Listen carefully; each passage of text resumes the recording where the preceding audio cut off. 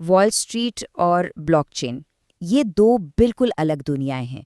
इनको जोड़ना हमेशा से एक बहुत बड़ा चैलेंज रहा है। आज हम एक ऐसे प्रोजेक्ट की बात कर रहे हैं जो कहता है कि उसने इस मसले का हल निकाल लिया है। ये है कैंटन नेटवर्क। अच्छा, तो शुरू करते हैं केंटन को आखिर बनाया क्यों गया। इसको समझने के लिए पहले हमें वॉल स्ट्रीट और वेब 3 के दरमियान जो एक बुनियादी कश्मकश है उसको आमने सामने रखना होगा। और यही वो सवाल है जिससे सारी बात शुरू होती है। आखिर क्या वजह है कि दुनिया के बड़े बड़े फाइनेंशियल इंस्टीट्यूशंस, बैंक वगैरह सीधा सीधा पब्लिक ब्लॉकचेन्स जैसे बिटकॉइन या इथीरियम को इस्तेमाल नहीं कर लेते? मसला क्या है? तो यहाँ ना दो बिल्कुल अलग सोच का टकराव है।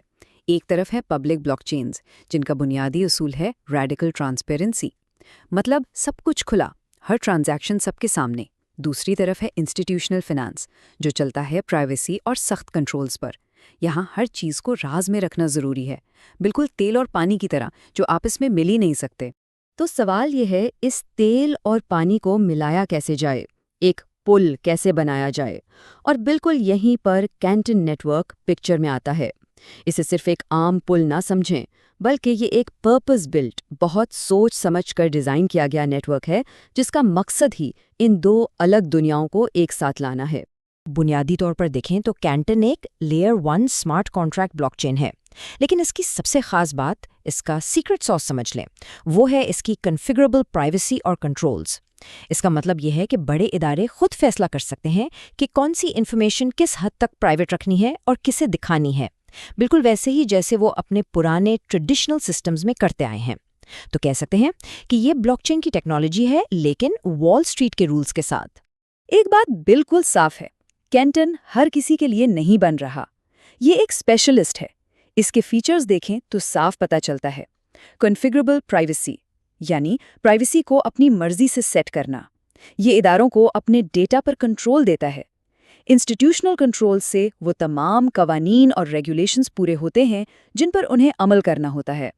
और अनलिमिटेड हॉरिजॉन्टल स्केलेबिलिटी, इसका मतलब है कि नेटवर्क इतना बढ़ सकता है कि ग्लोबल फाइनेंस का पूरा बोझ उठा ले। अच्छा, तो अब थोड़ा टेक्निकल होते हैं। ज़रा इसके इंजन रूम में झांक कर देखते हैं कि आखिर ये सब कुछ मुमकिन कैसे होता है। उसकी टेक्नोलॉजी का सारा कमाल एक यूनिक 2-tier कंसेंसस मैकेनिज्म में छुपा है। मतलब इसमें 2 लेवल्स हैं। इसको इस तरह समझ सकते हैं कि नीचे एक प्राइवेट लेयर है जहां इदारे अपने ट्रांजैक्शंस छुपकर करते हैं, और उसके ऊपर एक पब्लिक लेयर है जो बस इस बात का हिसाब रखती है कि सब कुछ आपस में हम-आहंग रहे, सिंक में रहे।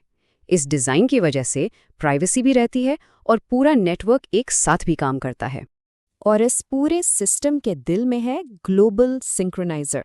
इसको नेटवर्क का एयर ट्रैफिक कंट्रोलर कह सकते हैं।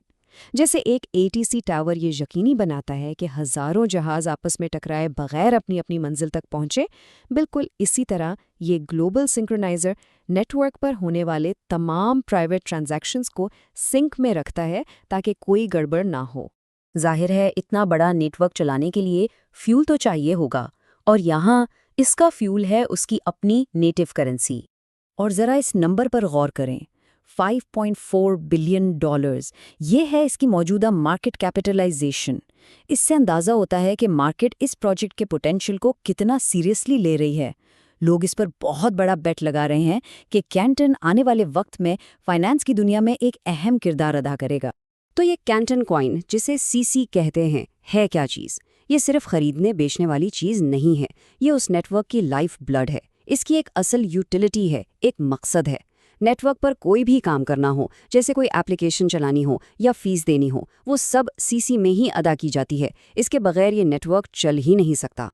और एक बहुत ही अहम बात जो इसके वाइट पेपर में लिखी है, all Canton coin are earn for utility brought to the network.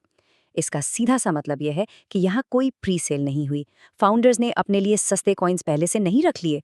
हर एक कॉइन को नेटवर्क के लिए काम करके उसमें वैल्यू ऐड करके अर्न करना पड़ता है। इससे आगाज से ही एक फेयर सिस्टम बनाया गया है। इसका इकोनॉमिक मॉडल भी बहुत दिलचस्प है, जिसे ये बर्न मिनट इक्विलिब्रियम कहते हैं। इसको आसान लफ्ज़ों में समझते हैं।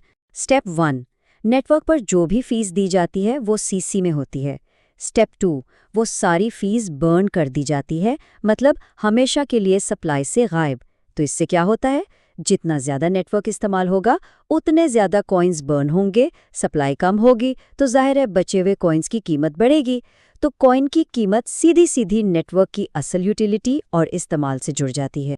तो सवाल ये है कि इतने बड़े प्रोजेक्ट के पीछे आखिर है कौन? कौन लोग हैं जो इसको बना रहे हैं और सपोर्ट कर रहे हैं? उसके फाउंडिंग मेंबर्स की लिस्ट देखें तो फाइनेंस और टेक्नोलॉजी की दुनिया के बड़े बड़े नाम नज़र आते हैं। यहाँ ब्रॉडरेज और यूरोक्लियर जैसे ट्रेडिशनल फाइनेंस के जायंट्स भी हैं, और कम्बरलैंड और SBI डिजिटल एसेट्स जैसे डिजिटल दुनिया के लीडर्स भी। जब इतने बड़े नाम एक साथ आते हैं तो प्रोजेक्ट को ज़बरदस्त क्रेडिबिलिटी मिलती है। इसकी जो कोर टेक्नोलॉजी है वो डिजिटल एसेट नाम की कंपनी ने बनाई है, और इस कंपनी के फाउंडर्स कोई नए खिलाड़ी नहीं हैं। ये लोग DRW और सीटाडेल जैसे इदारों से आए हैं, मतलब उन्हें ट्रेडिंग और फाइनेंशियल टेक्नोलॉजी की गहरी समझ है। ये वो लोग हैं जो वॉल स्ट्रीट को अंदर से जानते हैं, इसलिए उन्हें पता है कि बड़े इदारों को दरअसल चाहिए क्या। अच्छा, तो अब थोड़ा पीछे हटकर बड़ी पिक्चर देखते हैं। आखिर फाइनेंस के मुस्तकबिल के लिए इस सब के मायने क्या हैं? इस नेटवर्क का सफ़र अब तक बहुत तेज़ी से आगे बढ़ा है। जुलाई 2024 में मेन नेट लॉन्च हुआ। सिर्फ अगले साल फरवरी 2025 तक सर्कुलेशन में तकरीबन 22 अरब CC आ चुके थे, और आज जैसा कि हमने देखा मार्केट कैप 5.4 अरब डॉलर्स तक पहुंच चुका है। ये ग्रोथ बताती है कि मार्केट ने इसको बहुत जल्दी अपनाया है। तो पूरी बहस का निचोड़ क्या है? असल बात यह है कि कैंटन मौजूदा फाइनेंशियल सिस्टम को ख़त्म करने नहीं आया, बल्कि ये इस सिस्टम को चलने के लिए एक नया, बेहतर और ज़्यादा एफिशिएंट प्लेटफॉर्म दे रहा है। ये एक ऐसी ब्लॉकचेन है जो इंस्टीट्यूशनल फाइनेंस की ज़बान बोलती है। तो ये एक इनकलाब से ज़्यादा एक एवोल्यूशन है। तो आखिर में वही बुनियादी सवाल रह जाता है, क्या ये वो ब्रेक थ्रू है जो वॉल स्ट्रीट को ब्लॉकचेन पर लाएगा? क्या कैंटन वो चाबी साबित होगा जो इस दरवाजे को हमेशा के लिए खोल देगा? इस सवाल का जवाब ही आने वाले सालों में डिजिटल एसेट्स और पूरी ग्लोबल फाइनेंस का मुस्तकबिल तय करेगा।